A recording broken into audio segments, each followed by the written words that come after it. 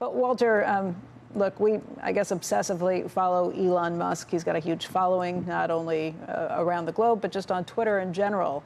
And as much as I admire him for the incredible things that he's done, everything from SpaceX to Tesla to PayPal and more, you keep wondering why these unforced errors, doing things like tweeting about a publicly traded company that he might buy, watching the stock jump and then drop. Why does he do that? Well, he's somebody who follows Twitter memes enormously. And this is a running joke on Twitter. Manchester United fans are all over Twitter, and they're worried about the Glazer family owning them. And they're always begging billionaires to please buy Manchester United. So this is a joke, and anybody who is deep into Twitter the way Elon Musk is knows that this is a running gag on Twitter.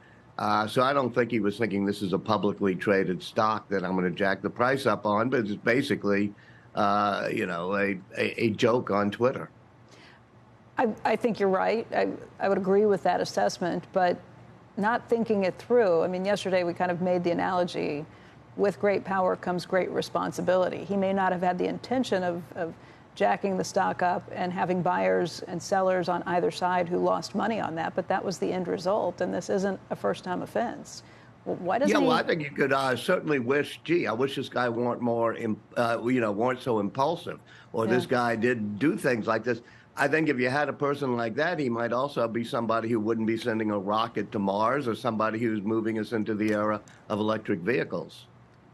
There's a piece out on Town and Country this morning. It just hit in the last hour or so, and it takes a look at the captains of industry today and how different they were from those of the past.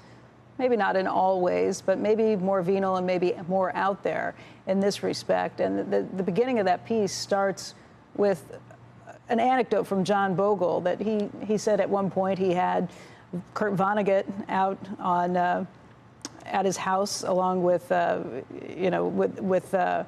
with another people at Shelter Island, and Joseph Heller was there. And at one point, Kurt Vonnegut told Joseph Heller that Bogle was making more money in a day than Heller ever made on the entire sales for Catch-22. I guess the response from Heller was, yes, but I have one thing he doesn't, enough. I mean, is there something to be said just for the cult of personality that has developed these days, not just around Elon, but around so many of the other billionaires? Well, as a historian, you can go back to the era of Jay Gould and Harriman and Rockefeller and many others, when the malefactors of great wealth, as you know, that was Teddy Roosevelt's line for them. So it has in some ways ever been thus. But yes, I mean, the system we have now allows for the accumulation of wealth in ways that we haven't seen before. I do make a distinction between people who are accumulating wealth because they create companies that make amazing things versus people who accumulate great wealth because of financial engineering or hedge funds or whatever speculation they may do. So if you look at a Bezos and a Musk, the two people at the top of the wealthiest list, they've both created phenomenal companies, and their wealth comes from having equity that they put into those companies. That's a fair point, and I do appreciate the difference on those two. When you look at what happens with that wealth, I guess the other next question is, what do you do with the wealth? Do you give back to society? Do you use it to create new ventures? And I guess in both those cases, the answer is yes. They're using a lot of that, at least, to push back into new creative ventures and exploration.